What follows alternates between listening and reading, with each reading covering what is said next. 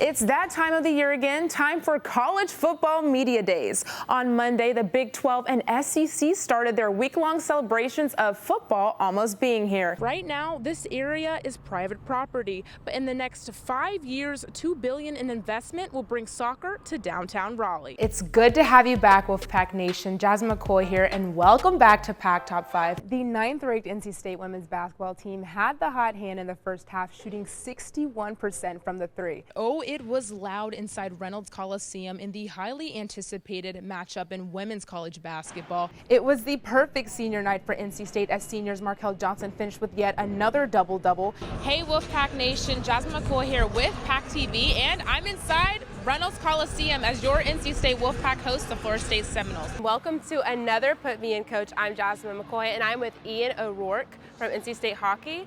This is Put Me In Coach, and this is where I put my athleticism to the test with some of NC State's best. As the Tar Heels look to face Auburn Saturday in their 9th Super Regional, Michael Bush and team are locked in. Auburn's a good team, and we can't take them lightly, or we're going to be going home if we do.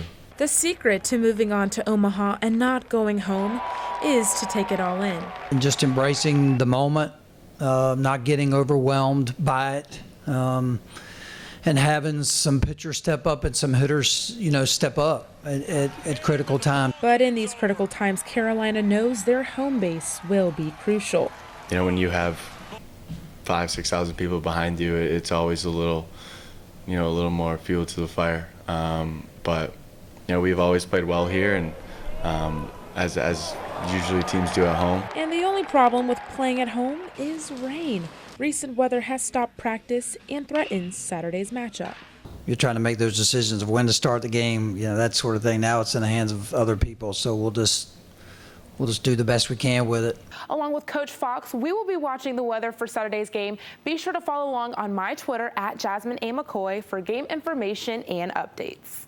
When you think of a senior living community, you don't expect to see boxing gloves and punches being thrown. Harold Huberfeld is a member of the Cardinal senior community here in Raleigh and is fighting against his disease. People with Parkinson's have all kinds of different symptoms. My principal one was I had a weak voice, as you can tell. A weak voice that goes unnoticed when he fights.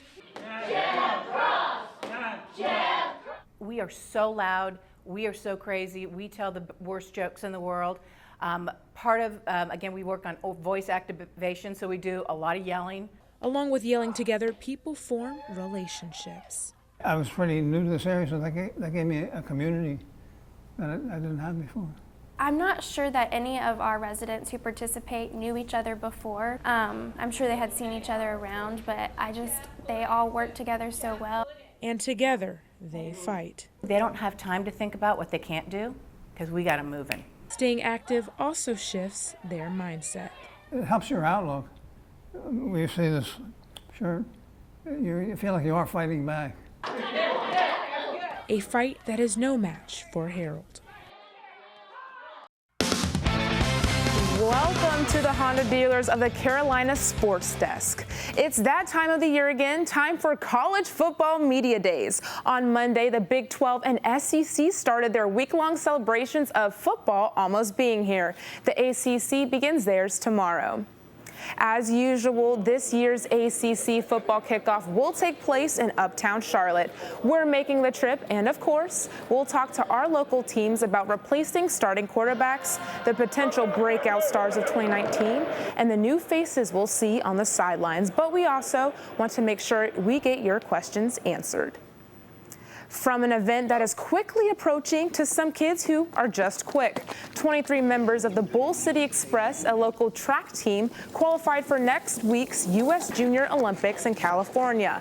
This is a collection of the fastest kids in the nation, ages 7 through 18, and in addition to packing their speed, these kids from Durham are also taking a ton of confidence to the West Coast.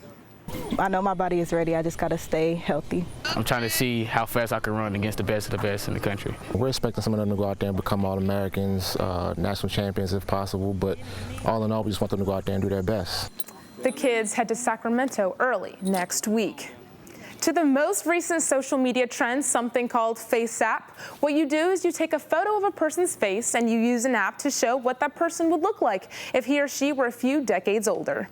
The Panthers hopped on board with the new trend this morning, showing us what Cam Newton might look like entering, his 47th season in the NFL, or how Christian McCaffrey might celebrate a touchdown in the year 2070. Luke Kuechly is one of the most feared linebackers in pro football today, but he looks a little less intimidating 35 years from now. I'm Jasmine McKoy, and that was your latest sports news.